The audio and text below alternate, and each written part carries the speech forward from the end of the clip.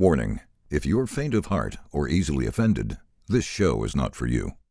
I was thinking my goal, just because I'm ambitious, is in 2024, I'm going to create a world where Nick and Garrett Adelstein will play poker at the Commerce together on stream. Let's do it. I'm down for that. Like, no, but it's going to be at Hustler. Will you stake me? Because whatever I put on there, I'm going to lose. No, Can you make it? I would fly down to LA to see that. Yeah. Nick, to be fair, I know you're going to play one hand an hour. You're not even going to have much money to risk, so it'll be just fun.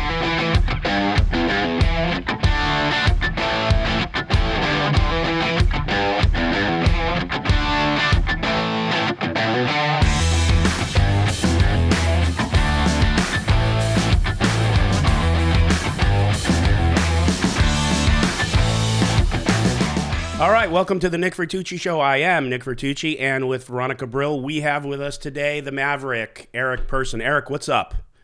Hey guys, good to be here. Thanks for having me. Yeah, thanks for hopping on with us. So look, man, I think we have like a ton to talk about. Why don't we start here and we'll let it evolve into where it goes. What are you working on? What's going on? You know, there's a lot of speculation about what your role is with Bally's and putting games together, and the Tropicana card room. Is that happening? Not? Where just all that, because there's all sorts of speculation about tons of things, including you and I. You're building games around our games. I should be very careful because of that, and people don't know we're friends, and so I just want to talk about all of it and just like put it all together. So you go and let us know what you're doing right now. Sure. I'm happy to. So, yeah. Maverick is my Maverick Gaming. It's named after my son. It's my brand. It's obviously the most important thing in the world to me. So what I'm trying to do right now is turn Maverick into the brand for poker worldwide, and turn just like I want to be the brand. And so when people think about elite poker, when people think about exciting poker, when people think about whether it's a land-based card room or streaming or all the stuff in between poker, it's a lifestyle, and I want people to associate Maverick with that. And so that's what I'm trying hard to do every day as part of my overall gaming company. And so as a step towards that, I partnered with Bally's. And what I'm doing with Bally's is what we were originally doing was bringing the first Maverick branded card room to the Las Vegas Strip at the Tropicana. But what's happened since then was the A's are coming to that site. We're shutting it down earlier than we'd initially anticipated. Yeah. And so as a result, I'm building a very large poker room, one of the largest in North America, in partnership with Bally's, a Maverick branded poker room in Providence, Rhode Island, which is really the Boston market. And so, we're going to go out there. We're going to put in somewhere around 80 tables, and we're going to make that the East Coast poker destination. We're going to cut off Foxwoods and Mohegan. We're way close to the population. There's over 1 million people within 4 miles of Twin Rivers. Yeah. And so we're super excited to announce that project. And then that's a stepping stone, because really what we're trying to do is obviously keep building poker rooms that are mine and my Maverick Gaming Company, but is also partnering with Sue and Bally's to bring Maverick branded poker rooms across their portfolio as well. So this is a big first step, and we're looking forward to going out there, getting that thing live sometime during the second quarter of 2024, and really just seeing that thing breathe life and kick ass is going to be a lot of fun. So, as part of that is there's a larger strategy, because it obviously has to not only work for Maverick, but it has to work for Bally's. And so Bally's is really focused on their interactive division and bringing live events and putting them in position for live event wagering as they work to get it legalized throughout the country in the various jurisdictions they're in. And so part of that is poker. And so it's one of these things where they were streaming in Las Vegas at the Trop, and we just did a stream there. But we'll be coming to the Commerce, and I think that's that deal's been signed by Bally's. And so we'll be out there probably around 8 days a month, streaming pretty large events. And so there's a real focus on Sue's part or Bally's part to just go out and really, have their brand get built, have their interactive brands get built. And so I'm supporting that with Maverick. And so like their vision of streaming poker is a little different than I think a lot of the visions, including your guys' vision or like Doug's down in Texas. They're not focused on the daily content and like a YouTube ad driven model. What they're focused on is putting themselves in position to capitalize on real time wagering, should that occur, and in conjunction with that, building production television grade product that really starts to build takes the biggest stars in poker and builds just big events around them. So I honestly, from where I sit, I think that you're actually going to benefit from this, because what it means is that a guy like Phil Ivey will be in town, Patrick Antonis will be in town, Andrew Robo will be in town. They'll probably be streaming one day with Commerce and Bally's, but I'm sure they'll be coming over to Hustler as well. So I think this is one of these things where it's a rising tide is going to lift all the boats, and I think they just think about streaming in a little bit different way than what you guys do. You guys are grinding, 5 days a week or more. You're putting out content and you're doing 6 hours, and you've built stars, you've built brands like Nick Airball, Mariano, all the different players who go out there and who really got a platform because of you, and they're benefiting from that, and so are you. So it's one of these things that it's really interesting, because there was obviously a huge war. I guess you could call it a war, although you kicked their teeth in between Live at the Bike and Hustlers. It's not even close. Like, you guys got all the views, and I think it's one of those things where back in the day, people thought the Knicks were competing with the Bulls, but really the Bulls just kicked the Knicks' ass all the time. It was kind of like that. This is a spot where, I don't think they're even looking for a fight, and I don't think that it's really competition. I think there's a lot of synergies actually being created, and so I'm part of that, obviously, and I'm helping Bally's breathe life into that. And then what that's going to do is it's going to pump up these land-based card rooms that I'm building for Maverick with Bally's, and so that's the stuff I'm working on right now. Yeah. Wow. Okay. Veronica, you mind? I'm going to unpack a thing or two, or do you want to go? You go first. But I'm just wondering, in the East Coast card room, is there going to be a live stream or just live poker? So we are. We're working. We're going to be working with the state of Rhode Island. Bally's is the only casino in Rhode Island. They have a monopoly there, which is super awesome for Bally's. And but we won't be streaming like I would anticipate somewhere around 4 to 8 streams a year out of Providence, and they'll be big streams just based on East Coast availability. We'll be bringing some of our stars in. I think another thing that I'll be announcing the details on, but I'll announce one of the names right now. Maverick has signed some of the biggest stars in poker worldwide, and right now I'm in position where I can really talk about one, and that's Patrick Antonius. He's a Maverick. He's part of the Maverick family now. So, that's one of the values I'm bringing to Bally's is I'm bringing a lot of these really big stars, and there's going to be a bunch more that I'll be announcing soon, and they're part of our brand. So we're obviously going to be supporting those streams. Not that it's exclusive and they won't stream with other people, because they will. They'll be on Poker Go. They'll be with you. They'll be all over. But we're creating a lot of synergies between our two companies. And my access to the biggest stars in the game is part of it, and so it's super excited to announce Patrick coming on to Maverick Gaming and representing my brand. And he's obviously a close friend of mine and someone who I think is unquestionably one of the greatest poker players of all time. So that's another example of the synergies. Wow, man, I have like a billion questions with that whole thing, but let's start here. You and I have talked. Let's hit them all, Nick. Well, I'm going to hit them all. All billion. Let's go. I'm going to hit them all, bro. You mentioned you and I have talked about what you just mentioned, and you brought out the amount that you want out. Are you able to articulate to everyone what your goal is signing talent? What's the Mavericks' goal? Because obviously to sign Patrick and probably some of the other people you mentioned to me that I will never mention, that's a pretty penny, I would imagine. And what's the ROI? What's the goal with having them in the Maverick camp? Well, so I'll give you an example. The first step is, like, in order to be a good partner, it has to work for you, and you have to solve problems for your partner, right? Yeah.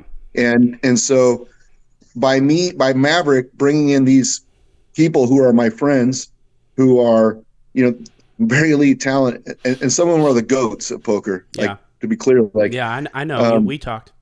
Yeah, and so like what that does is there's a lot of synergies that start to be created. It's going to be great for my brand because these are going to be name, image, likeness. You know, I'm going to have their images on my walls. We're going to be able to have tournaments named after them.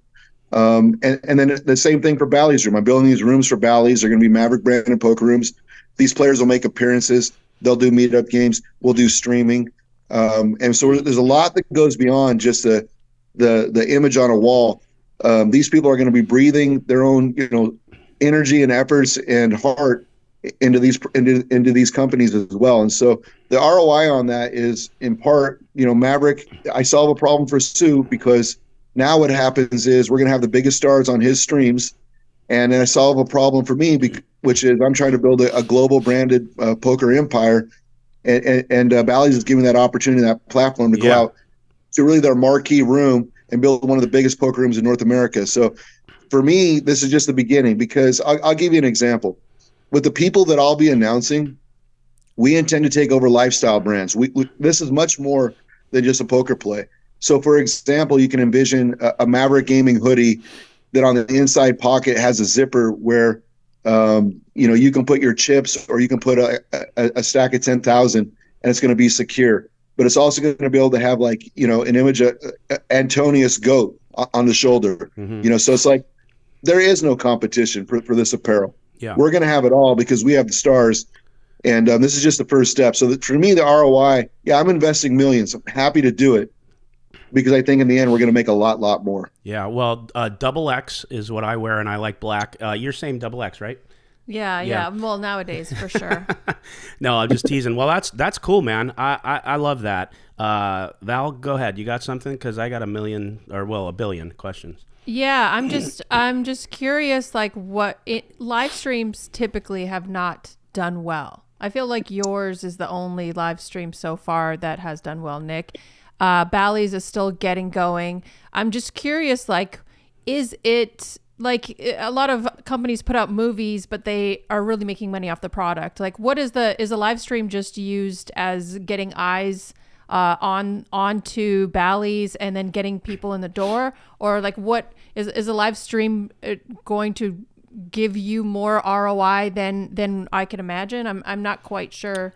Well, I know the answer, but I'll let Eric. Well, yeah, I didn't ask you. You're asking me? No, I didn't. Okay, that's why I'm looking at Eric. Well, you looked at me, so I didn't know. No, I'm just wondering if the live stream is just a means for another method to how you're doing business. I think, like, it's impossible to detangle all of the streams of revenue and opportunity that are part of this. And for example is, you know, Bally's owns Bally Sports Network, and that distributes Major League Baseball and a lot of other sports content. There's not always live events going on these channels. So it's not hard to imagine, you know, taking this content that we build in like a 6 or 8 hour stream, dialing it down to an hour, making production grade quality, while pushing the Bally's app, while pushing real-time sports wagering through poker, while pushing their messaging. Like, this is just natural content because we're already building it. We already own it. And so that's available to a company like Bally's when you have a television network that's distributed worldwide, and a lot of other, you know, Hustler, you don't have that, for example, at Hustler, or Doug doesn't have that, so you can't contemplate that stream. When you're partners with Major League Baseball, you end up with a lot of sponsorship, like Popcornopolis, right? So I saw that on the last stream. Yeah, so they're also going to be part of sponsorship dollars, and so there starts to be a lot of streams available because of the synergies, and then when you start to, because we're building a brand. For our land-based poker rooms as well, we're going to integrate into that, and that'll push revenues there. It'll push revenues for Bally's across the country, because our goal is to be thought of first when it comes to poker. And so streaming is an example of that. But when you have, like, Hustler, for example, with Nick and Ryan, you know, their main revenue streams are a couple of different ways, right? It's YouTube revenue and it's sponsorships, and so I think, you know, they're trying to. I know Nick's out there trying to max that, and he's thought of some other ways he's working on that. But, like, he doesn't have a television network, right? And he doesn't have the opportunity to build. Yeah, or of course, or the opportunity to build 14 poker rooms where you're going to have economics from, right? But beyond just Hustler. So like, that's why this is different in the sense that we're not. I know there's a big rivalry. I know everyone's looking for a war, but the truth is, there's no war. Like we're here to grow poker. Streaming poker is a component of that. And I honestly believe Hustler is going to benefit from it. Yeah, you guys are going to. That's why I wanted to have you on too, because a lot of people don't understand the dynamics behind a lot of these things because they're behind the wall of our brains, or we know what they are, and I wanted to let people know that continually are saying like, oh, he's trying to, they're whatever, Eric Persson, and I'm like, hey, no, like I'm friends with him, like they're doing things that are different than what I'm doing, and I have mentioned you've helped me out a lot on a lot of different things, and it makes sense because I've been telling people I don't think it was people are asking me what do you just like when Big Bet Poker came out, oh my God, what do you think, what are you gonna know, oh my God, they're gonna take over, and I'm like, hey, look, there's enough room. First of all, I don't have a beef with Big Bet Poker. I don't have a beef with Bally's. I actually respect Soo Kim. I got to know him recently, and the only reason I had a rivalry with the bike is just because of a lot of bullshit shenanigans that were going on when we opened our stream. So, like I tell people, I never say anything about Doug Polk. I wish him the best. I think it's good. More poker the better. But I have been saying that I don't understand how what you just tightened it up. People ask me, what do you think commerce is going to look like? And I say, I really can't see more than a couple times a week, like them streaming. I don't think it makes any sense, especially with what I know it costs to produce, 5 days a week and that type of thing. And plus, you and I have talked, and I know that their goal is to do just that. It's to push people to the app, to the interactive stuff, and then it makes sense the way you explain it with the sponsorships and different things, because to go to Rhode Island, to go to Commerce, I know that I think you mentioned that they want to go into a bunch of other locations and just have a lot of different of these setups connected to your card rooms, of course, is the goal, which would feed the stream and stuff. But it makes sense to me the way that they're going about it, because if they were doing my model, which was YouTube, of course, sponsorship, we get paid by the casino, we have other deals with the casino, they're drawing dead. That model just doesn't work to go into Rhode Island. The cost would just outdo you. But how you guys are doing it, how you explain it, I think it's great. I think it's awesome, and I do think we'll benefit from it. And we're okay with Commerce running whatever amount of streams they want to run. Just like you said, there'll be fall off. We'll get players. They'll get players. I think it's good for poker. Yeah, and I think that's one of the things when people. Chat room warriors and everyone looking from the outside, I consider you a friend, and this is one of these things we talk a lot. And so it's like, to me, look, we did a stream the other day, and obviously the G-Man return. You guys had a stream that night. Between the two of us, we had somewhere around 25,000 live viewers. Yeah, and I think between both of our views, we're over 400,000, within the week. And so, like, there's a huge demand for poker, and that was really nice of you, Eric. Just list it, you can just say that you guys beat Hustler that night. You can just say it.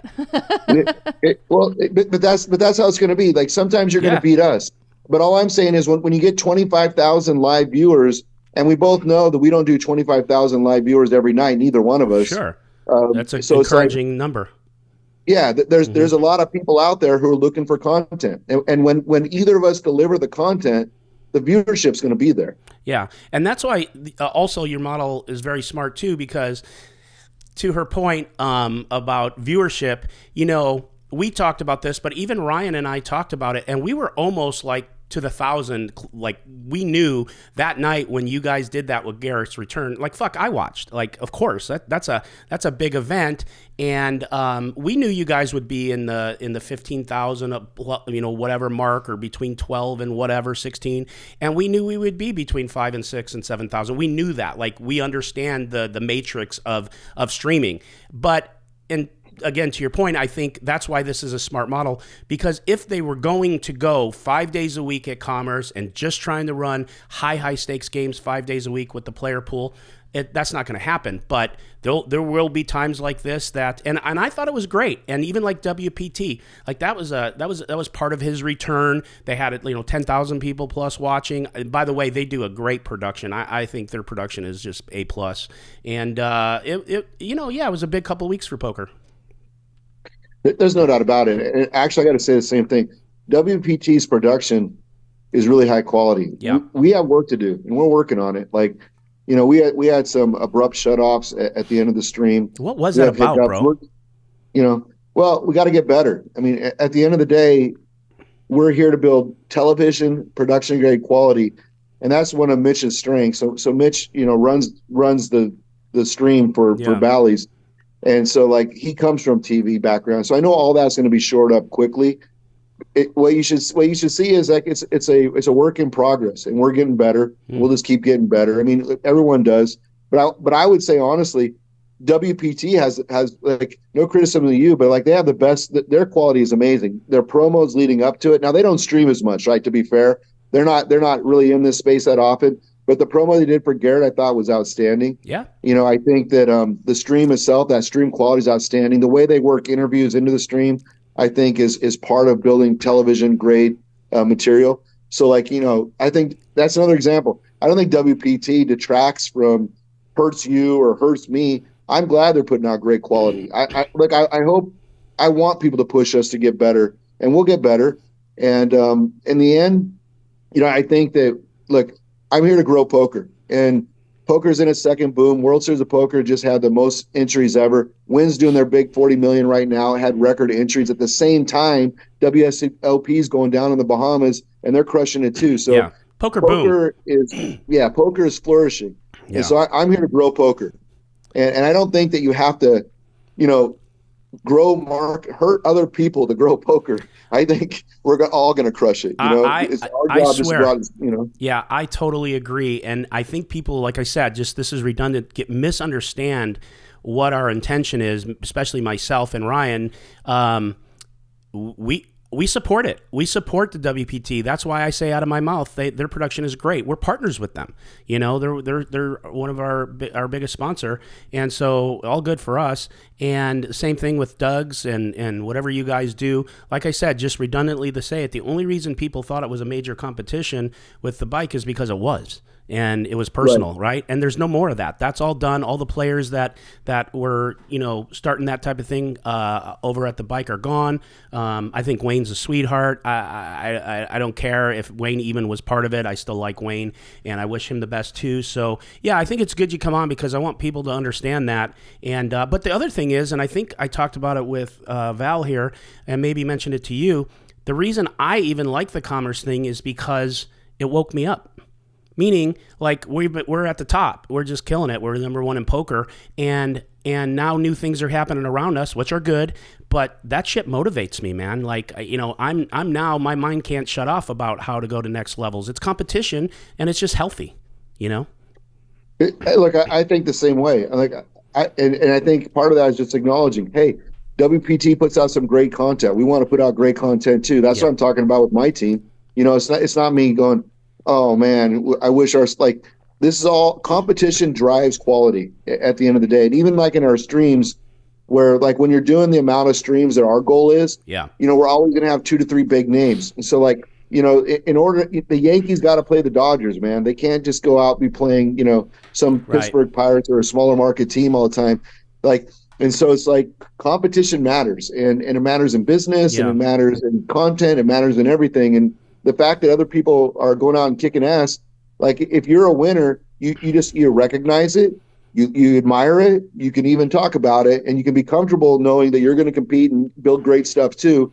It's all about winner's mentality, right? Yeah, exactly. And a lot of people go the other way, right? And what they would do is spend all their energy saying, oh, here's why they could do this. No one fucking cares, man.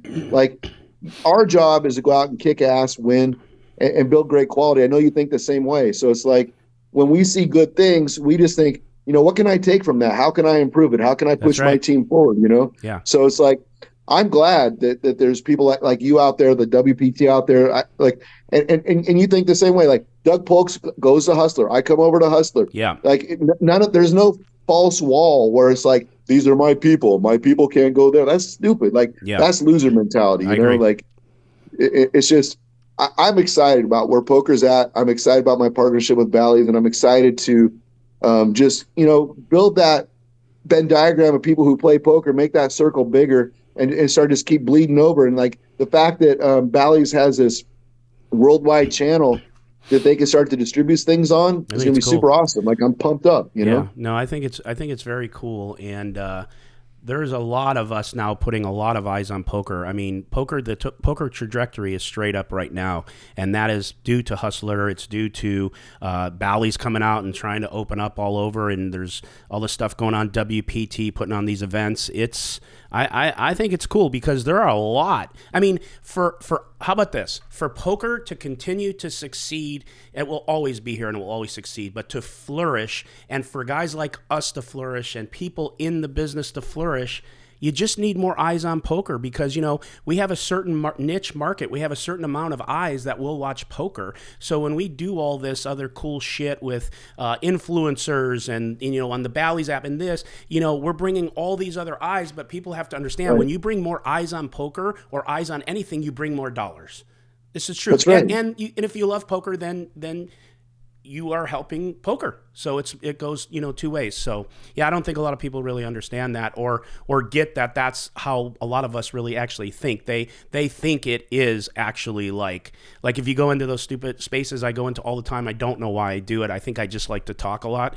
But everyone is like, okay, big ballots open, big bet poker, now commerce. Fuck, this is the end of Hustler. It'll be the end of this, but big bet poker won't make it. They fucking suck. It's just like, shut up.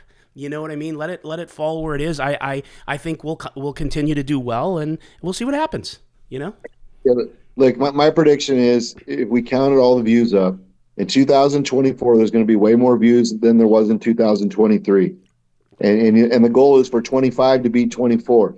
You know, and so people who think it's one for one, so meaning that I get a view at your expense, they're not thinking about this right at all. Yeah, honestly. Yeah. I got it. Val, what do you got for him? You had tons of questions. Yeah, we're talking about growing the game of poker, and Eric, you brought back one of the most anticipated, what is considered one of the world's best cash game players. You brought back Garrett into the game after, ironically enough, we're sitting here with the owner of Hustler Casino Live after the big Jack 4 scandal, and you got the views. How did you convince Garrett to come play on your show? And then like what were you anticipating? And I just want to get a general feel of how, like, what the game was like from you. Well, you know, I think that one of the reasons, like, what people I think misunderstand is like, you know, who I am as a poker player. And so, you know, I am friends with a lot of the really elite poker players in the world. But that's not because, like, I play a lot of games with them. Like, I think people sometimes imagine that there's Patrick Antonius, myself, and Andrew Roble late at night somewhere, you know, playing 5 and 10,000, and it's not really exactly how it is. And so, and the same with Garrett. Like, when I played Garrett, it was really just at Hustler, and so it's like I have a relationship with him, but like we don't have some private game in California that we, and you know, Garrett is very much, he's focused on his wife and his kids, and I'm focused on my wife, my family, and my you know, my Maverick gaming. So it's like we don't hang out, you know, but we do talk and we do WhatsApp, and I think like one of the reasons that, you know, that I think Nick can understand and I think Garrett understands is, like, I'm a straight shooter and I just like it, not like it. I try to tell the truth the best I can, how I really see it. And, you know, I think there was moments where Garrett wished that I would come out more heavy-handed saying that, you know, Robbie's a cheater and blah, blah, blah. But for me, to this day, I'm just still super fucking confused. And, like, my wife is certain that she was cheating. And I'm like, maybe, but why that fucking hand? And, like, you know, there's all these other arguments again. We're not really here to rehash all that. But it's like, the point is, I think Garrett respects the fact that, you know, I didn't have an agenda. I consider him a friend. And so I told the truth as I see it, and I try to do that all the time. And so, like, and part of that through the process is like, Garrett, if you ever want to come back, always stream with me, whether I'm at Poker Go or doing something with Bally's, like whatever you want to do. Like, if you ever want to come back, just let me know. We'll hook it up. And he didn't want to for a long time, and then eventually he did. And I think it's all that basis of understanding that, like, I don't have an agenda other than the agenda I talked to you about. Like, Yeah. I don't really play games, and I think, like, and you're like that too, Nick. So it's like, I think a lot of people just appreciate that. It's okay to have tough conversations with people when they're honest. And I think that's something that a lot of people misunderstand. I think it's part of Maverick's brand. I mean, I think I am Maverick's brand, and I think the people who support me and follow and like, try to help me push forward, that's part of their core process. It's like, I'm not a bully, but like, if people are bullying other people, like, I think people are wrong, I'm going to call them out. Yeah. And I'm going to try to tell the truth as I see it, and not let the political process manipulate me. I think that's the brand for me, and that's who I am. And I think Garrett appreciated that. And so, and also it worked out for him. Like, to be clear, like, he doesn't really want to travel a lot, and he's not streaming with you, at least not right now. I predict someday he'll be back, but like being able to stream at Commerce just works out for him, Sure. And so his biggest concern is, like, and I have to talk to him about it, is like the model, because our model is 2 other good players and 4 recs who are entertaining. And that's where this VPIP rule comes in, 35%, because we're trying to build, entertainment, a lot of interaction, and a lot of quality. It's not chess. We're playing poker, and the people who stream got to be able to talk, got to be able to interact, got to bring something beyond, we'll call a poker skill, to the table. And that meant Garrett has to get comfortable with the idea that there's a couple other good players at his table. He's tough on lineups, notoriously. And he talked about that. And so I'm not disclosing anything. But like, our model is, we need 3 big names in order to stream when you're only streaming 8 days a month. And so, I think he's going to be part of that. And, but that's how we got him back. I think it was just because, like, there's a lot of work away from the table of him understanding who I am, and knowing that I'm here to support him. Like, I'm not trying to manipulate him. And I think that's a big part of it. Yeah. Oh, go ahead. I just want to follow up on that question. Then Sure, go ahead. So you're saying you want to support him, and I'm just curious for my own sake, because I do like Garrett, and I love that he came back, but he is still digging in on the Jack 4 stuff, which is, from his perspective, that's what he feels like he wants to do. Do you have any opinion on whether or not, from his perspective, it's been over a year, like, should he just let it go at this point, or is digging in good for his brand at this point?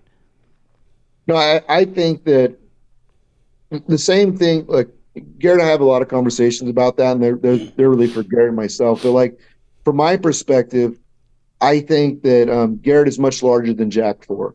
And Garrett's a winning player who's engaging. He's good television content. And I think that's all I need in order to want to partner with him. I think that moment's passed. I think it's over. I think that there's no benefit for anyone to try to tie themselves to that very particular hand in the past. It's over now, and it was a big talk for a long time. But I think that moment's done.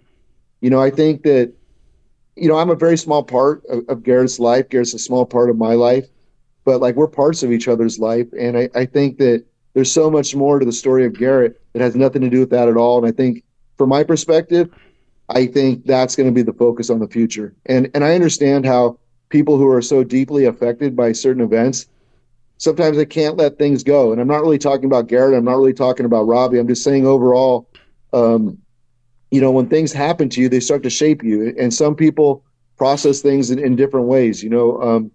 Some people internalize, and they spend their whole life looking for revenge. Some people let that shit roll off their shoulders. What I found works for me is just go out and try to win in life, man. And just get beat up, get kicked in the nuts, but get back up and just keep fucking moving forward. Because focusing on the things that have happened that somehow, to me, that's just like, that's a victim's mentality. I prefer to live in a world that I control. So, like, that's not for me. And I don't really think that's for Garrett either, to tell you the truth. Yeah, you said something, back off another subject than Garrett, but you said something that a few minutes ago, just about, because you and I have had a lot of talks, and we both know that we're both straight shooters. Our conversations go very easily. They're to the point, and we're off the phone, and we can usually get a lot of things done quick because there is no bullshit. And, I will say, when you said, like, I'm that guy that's going to say it straight, I don't care about politics, if someone's getting fucking beat on, bullying, I'm going to do this. It's really funny. I have always been that way my whole life, but when I got into this, I got away from that because I thought, the owner of Hustler, and, you got to be liked and this. And so my nature would start to do that. And then I would like kind of be this passive aggressive. You came onto my show and after Jack 4 happened, like, and you just said something, it really shaped me. The last 2 years has really shaped me too. And, you came onto the show and we talked about like that, like why you're so polarizing, why it's this. And it really fucking hit me that like I got away from myself because, I'm trying to live in two worlds. And since like I've been through this, it shaped me. I feel like I'm alive again because I don't do that anymore. I'm back to, just being who I am. And if you like me, you like me. And if not, fuck you. And so you were a big part of that. You just didn't know that, but that struck me when we had our first conversation, which you probably didn't even realize. So anyways. No, I mean, look, so many people get burdened by these imaginary restraints and they think that they can't let people just see who they really are. And they do it because they're afraid of the feedback. They're trying to make everyone happy. But I would say just don't don't try to make everyone happy. Yeah, you can't. Try to make the people you love around you happy. And then other than that, try to make sure your business partners are happy, and like understand. And that's a really important thing because your family isn't your business partners. And so what that really means is align yourself with business partners who also think similarly so that you don't have to have some self-perceived split in who you want to be versus who they want you to be. Yeah. And so I wouldn't do that. Like Sue and I hit it off. Bally's and I think about this a lot. Very, very, very similar. They're down for the Maverick brand and my approach, as building a big brand for poker and a lifestyle brand and like trying to make this much bigger, tying it in, solving problems for them as they're trying to build their empire and their brand. Like we're in alignment and that's why this works, so it's like what I'd say to people is, put other people around you that will embrace you, that you don't have, if you have to act like you're someone else to be around them, then get the fuck away from them, because life's too short, man. Yeah. You have not going to make everybody happy, I have another question, but if you have something. No, go on. So the next question I have, it's just a fun question. You don't have to answer it, but I guess because there's not another option without traveling, it is pretty amazing that, Garrett now will have to play with maybe 3 solid big name players and maybe a few other players that he'd accept. But I guess he's accepting that because there's not a lot of other options. And there also was a rumor around that he wanted to be paid to play. Is that a rumor? Do you know anything about that? Well, look, I mean, I think that Garrett's smart. So he understands that it just builds better content when there's myself and like an Andrew Roble or some like that just adds more eyes. That gets more views. That's just better for everyone. I agree. So he's smart. He's bought into that strategy. Garrett doesn't want to be paid. I mean, everybody probably want to be paid. But what Garrett wants is he wants real effort put in lineups. Yeah. He's accepting that there's going to be these better players.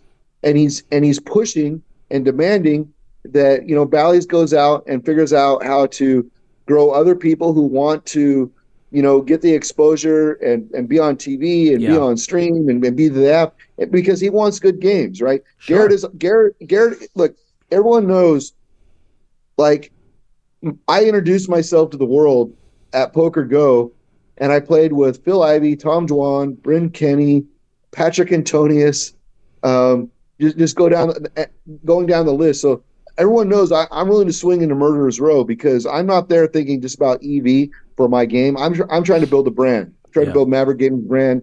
And so that means I'm going into lineups where it's going to be tough. Garrett is looking for EV. And so he's willing to trade some EV with good players, but he wants to make sure that the game's then filled with interesting people who are probably very successful in life, but maybe not, as experienced in poker. who can build great content. So Yeah. that's way more important than making, like, I don't know, let's say 20 grand a game, is having a really good game. Like, I promise you, if you said, hey, Garrett, you can go play with the people I just named. And by the way, Garrett was in that game as well. So I have Phil Ivey, Tom Dwan, Patrick Antonius, Garrett Adelstein, like, I'm down, Yeah. that's not what he'd be looking for. And if you said you can have that lineup for 20 grand, or you can have like 2 other good players and like 4, people who take poker seriously, but it's not their life, Garrett's going to take that game every day over 20 grand. So it's never, I don't think it's really like, the pay model wouldn't really work. Yeah, I got you. What do you got, Val? Yeah, so let's move on to the commerce. I'm very curious as to, I know you talked to us about the big picture that Bally's has, but so when are you anticipating that the commerce will start their live stream, and like big picture, what are you trying to accomplish specifically for commerce? Yeah, so I would say sometime during the first quarter, the commerce will go live. We're still working on dates. We're working on the facility itself, but like the Trop's going to shut down, and so the stream's going to transition from the Trop to commerce, and then when that happens, we're going to be looking for at least 8 streams a month. Oh wait, so it's replacing Tropicana's stream. Oh, yeah, I did not know that. I thought you were going to have 2. No, they're tearing down the Tropicana in April, I think, right? Is that right? Somewhere in there? Yeah, and so they're just going to be commerce. I knew they were tearing down Tropicana, but I thought that maybe the part that where the live stream was, there was I think originally, well, Eric could tell you, I thought it was funny to put a live stream up in a hotel that was being torn down. I think originally they were looking to go a little longer, but something changed, and now it's just... Interesting. Yeah, so look, the A's want to come to town as fast as possible, and they're trying to make opening day in a couple of years, and as part of that, the Trop's going to shut down sooner than we originally anticipated. Yeah. And that necessitated, the commerce deal happening, and so it's moving over there. That's cool. Interesting. So all the staff, everything, moving to California. So like you said, you guys are just going to stream 8 days a month. Any tournaments? Are you planning on just doing high stakes cash, or what? Well, I think everything should be viewed under the lens of, it's not a derogatory term. So it's like, we're not streaming to stream. The streams we want need to be events. And that means they need to come out of the gates at 150,000 views within, weeks of posting. And they need to have like 3 big names, and they need, so we're building things that can end up on TV is the way Bally's is thinking about this. And we're trying to build real-time poker games where people are going to be able to interact and eventually wager on these games in real time. Like, that's our ultimate goal. And so that's what you should be anticipating is, a couple streams a week with big players, and then ultimately, being pushed back to the Bally's app and then distributed worldwide through television. Yeah, no, that's a good model. It's very smart, and it's actually a lot more clear to me too after we talked. But it's good. I think it's good. So, a question for you, because I'm a big fan of poker vlogging and having vloggers involved in meetup games and stuff like that.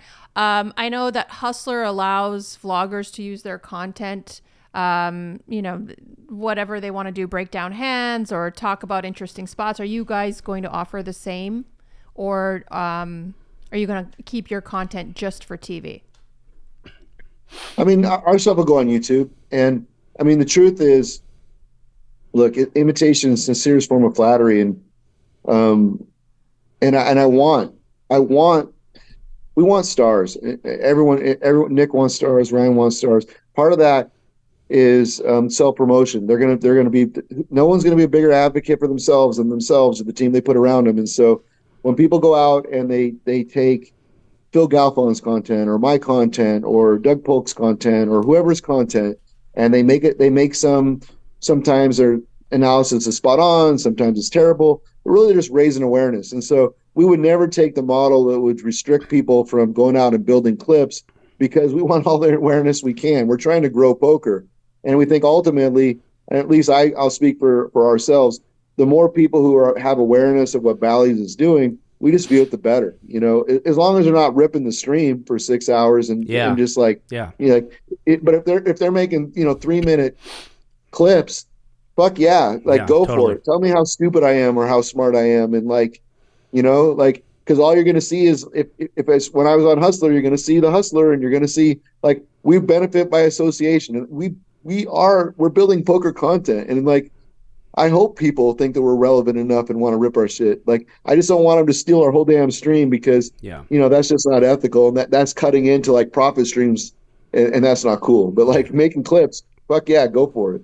Yeah, I always thought it was funny that Poker Go would not allow anyone to use their clips. I like that Hustlers model. That was the first time I saw you guys were like, I don't care, use our stuff. Well, it's just what Eric said. Like if you want to just take our stream and just play it somewhere and monetize it, no. But if you want to make clips, you want to do training off it, please, whatever you need, go. Yeah. So, well, I'll tell you what, I don't have anything else. How about you? Oh, well, okay. Do you? Well, no, I didn't even realize we're going almost an hour. Yeah. So I know you're opening up. Before we close Please, off, no, go ahead. I want to know, Eric, like what's going on with you? Like maybe for your fans, you could tell us what's new with you. What are your plans for you, for poker for you? We've heard about your card rooms and Maverick Gaming, but what about you? What are your goals for next year? What are your poker goals for next year? We talked about a lot of my goals, right? This next year is all about, growing Maverick Gaming. We got a lot of competition to do up in Washington. It's a tough market up here. We're crushing it in Nevada and Colorado. My manufacturing business, EGAD, is kicking ass too. So I got a lot of focus on my company up here as it relates to Washington.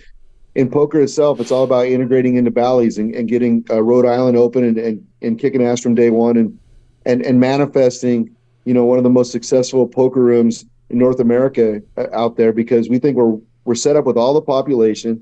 We're going to cut off Connecticut, and we know we're set up for success. So it's like, I want to make sure that my business partners are happy and that, Sue's happy and that we're making progress on his goals as it relates to poker. And look, that's what my 24 is about. Obviously taking care of my family and hopefully traveling and having some fun and late night WhatsApping Nick about random shit. That's my goals for 24. Right. Yeah, we unpack a lot of shit late night.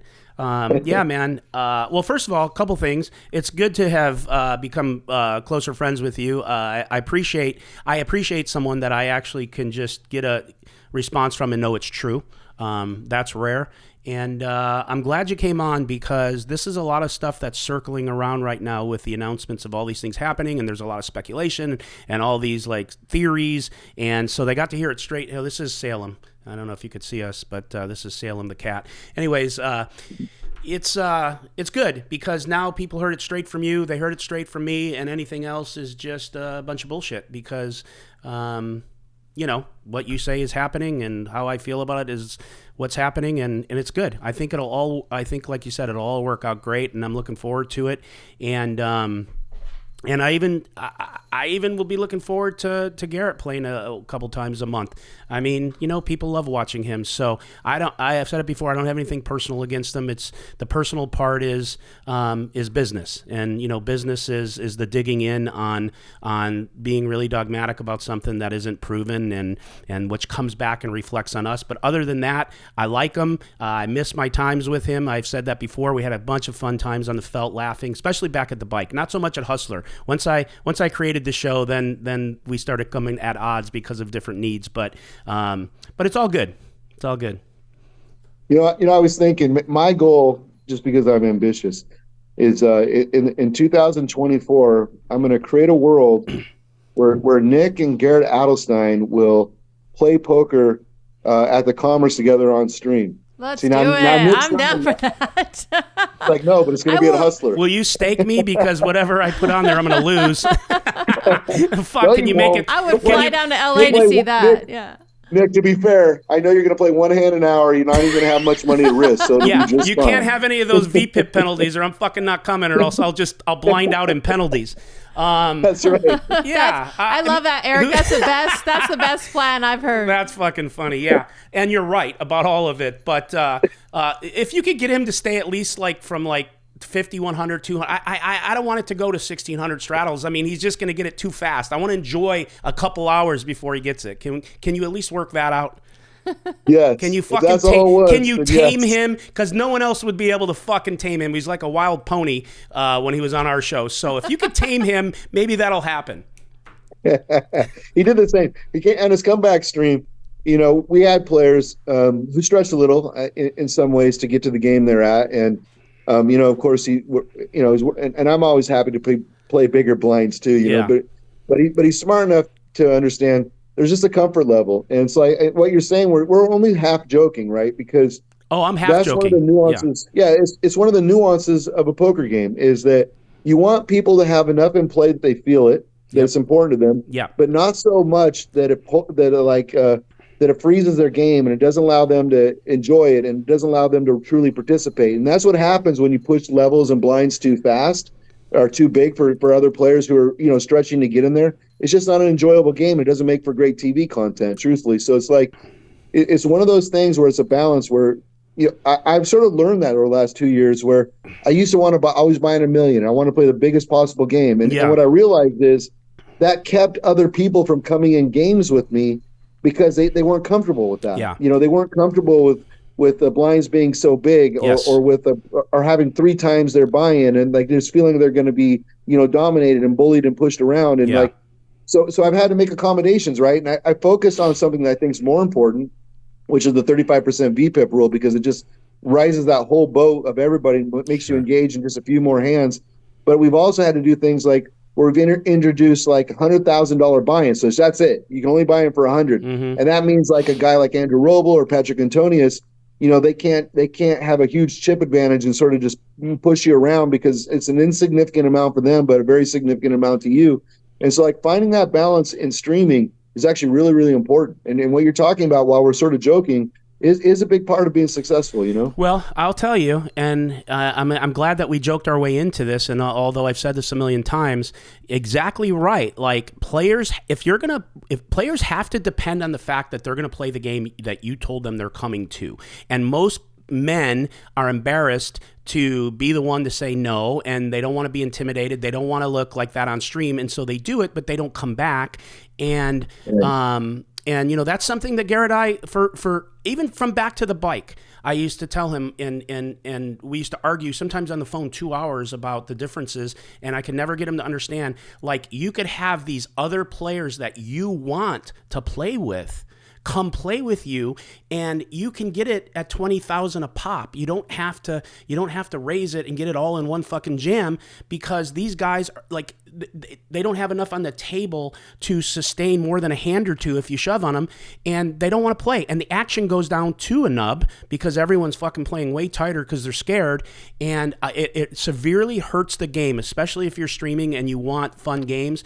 They don't play as wild when people are priced out of what they're comfortable with. And if while you're with him, if you can get him to understand that and maybe evolve like you did and you figured it out, I think that would be a huge asset to him to be in more games, and I think it'd be the right thing for everyone. So I'm glad we joked about it because I think it's a real problem. Yeah, because it's a marathon, right? Just because the guy comes in once, but then you push the buy-in or you push the blinds on him, he doesn't want to come back. This is a marathon. We're doing this, for the rest of our lives. And that means all the participants have to enjoy it. They have to be willing. Yep. And there has to be some positive emotion in it for them. They know they're going to lose, or maybe they'll win. They hope they win. They might lose. But like, what they don't want to be is embarrassed on stream. Right. They don't want to be put in a spot where they're uncomfortable with the decision they feel like they have to make. And so like really is a big part of that. It's helping, and that's why doing things like, everyone's buying in 100,000. Yeah, that really worked really well. And it ended up making a game where there was a lot more all-ins because, some people had to stretch a little, right? They would have rather bought at 60, but it's okay to buy in 100. But if someone had 300 when they had just 60, they wouldn't have liked that. Right. So like all of this stuff goes into it. And you have to protect the Rex. Like, it's no challenge for me to get the big stars, right? But I need the people who fill in the games, who make the games good. Both from the Rex perspective, they have to have something in it for them, Yeah. And when you're getting bullied, because buy-ins are being pushed or blinds are being pushed or just whatever, It's no fun, and people miss that. Yeah, that it's something that just was a amazing to me that I couldn't like get that through Congress. I couldn't sell it. Because we've had many talks about that, and like, our Friday game sometime would be 6-handed because of the fact that it was playing so big, but there's only a certain amount of players that would play it, and the people that you would want in the game won't play it because they also know too that it's not just going to stay 100, 200. It's going to fucking go to 400, and if someone's going to put the 800 on, who's ever stuck. And, the games just played worse. And it was the old analogy that I used to tell them, and I just said this recently, and it sounds predatory, but it's not. It's poker. We are there to play. We are there to get plus EV, not in streaming, but in general, that's what poker is. We're there to win other people's money. And I've often used the analogy with him is just like the old analogy of the two bulls on the top of the hill. There's a bunch of cows down there. If you run down and try to get it all at once, and and it barely fucks, one bully gets, and the older bull is like, hey man, let's just walk down. Let's not cause a fucking whatever, and we'll fuck them all. It's just like you gotta let it come to you. Like you can't just be so plus EV that you're playing shorthanded, and you don't even it works against you because you don't have the players that you want to play that actually want to play with him or somebody else, but they just can't afford it, man. Yeah, and I'll tell you another thing, another nuance of this that I think people see but don't always understand as well. It's one thing when Hanks, Alan Keating, myself come to town, and we'll play big. Totally different. And then it's the opposite. Like I had to protect Alan Keating, right? Because and Alan's my friend, and he's going to VPIP 90, right? He's going to VPIP 90. And so what Alan wants is the opposite. He wants to make sure the people in the game aren't going to buy in the minimum, VPIP 10, right? And just try to snipe when he's playing every fucking hand, right? And Hanks is playing every hand, and I'm VPIPing 60. So it's like, all of this stuff has to work for everyone. And that's really where I started communicating so much about the VPIP rule and 35% and like talking about it, because I started realizing like, this isn't chess, this is poker, and we're trying to build content. And that means people need to be participating, in the overall content creation and not sniping and just thinking this is just purely an opportunity for me to make a profit. Right. Like there's so much that goes into this, and it's not always appreciated by like the chat room warriors who they just want to see big hands, to their credit, like they're the fans. And we want, like, everyone's down for blood, and like if you don't like pain, you shouldn't be in poker. Right. We all know that stuff's coming, but it's about the setup, because the setup is what makes things good for the long run, And so, like you've done a great job, Ryan's done a great job. I know Alan was just there, because he trusts that like the lineup that Ryan's going to make is going to protect him, and so protecting him isn't like, just like don't have Phil Ivey there. Protecting him is don't have a person there who's going to VPIP 15, buy in the minimum, hope to sit on his left and just, I have aces. Like there's so much thought that goes into that, Yeah, no, it's very true. I'm glad we talked about that, and I'm glad that you see it that way too, because that helps in the poker community, especially streaming. So that's good. Hopefully that hopefully that sticks and everyone gets that. So okay, well, I'll tell you what, again, glad you came on. It cleared up a lot of things. I think we touched on everything. I don't think anyone should have any other thoughts or inputs besides what you and I... This is the third time I've heard the bulls fucking the cows analogy, and it's been my favorite version so far, so thank you. Yeah, you're welcome. You're welcome. Well, it just applies, like I got that one on the movie. I can't wait till Andy hears it. It was in the movie Colors with the older cop and Sean Penn, who was the younger cop, and Sean Penn would always jump out of the car and fucking start chasing everyone, and he was overzealous and he was trying to fight, and the older OG was like, hey, look, buddy. And he gave him that analogy, like, let's just fucking roll up slow, but we'll fucking rest them all. Just fucking slow down, bro, And so, but it applies because you're going to get it. Just get it slower and make sure everyone's happy. That's all. Let them enjoy their experience to come play, because a lot of recs know that they're coming to play against better players. They know most likely they're not going to win, and it's entertainment for them. They're willing, they're rich businessmen and people who can afford it but they want to afford it at their pace, and they'll keep coming back, and it's an enjoyment for them. It's good for the game. The game plays bigger, and there's more action because everyone's asshole isn't puckered, making a decision, and it's just smarter. So I could never understand how I could not get that point through. It was always so frustrating me. So I'm glad we talked about it. I'm glad you came on. I'm glad you're here. I'm glad my cat's here. And you got anything else? No, man. Look, thanks for you guys' support. I'm glad you guys are my friends. Yeah. And to all my fans out in Maverick Nation, go like, follow, share, buy my hoodies, buy my shit, and come out to Providence where we're going to build the most kick-ass poker room in the world. So I want one of those hoodies. They sound fucking awesome. And okay, that's it. This is the Nick Vertucci Show. I am Nick Vertucci for Valerie and for the Maverick himself. Envy out.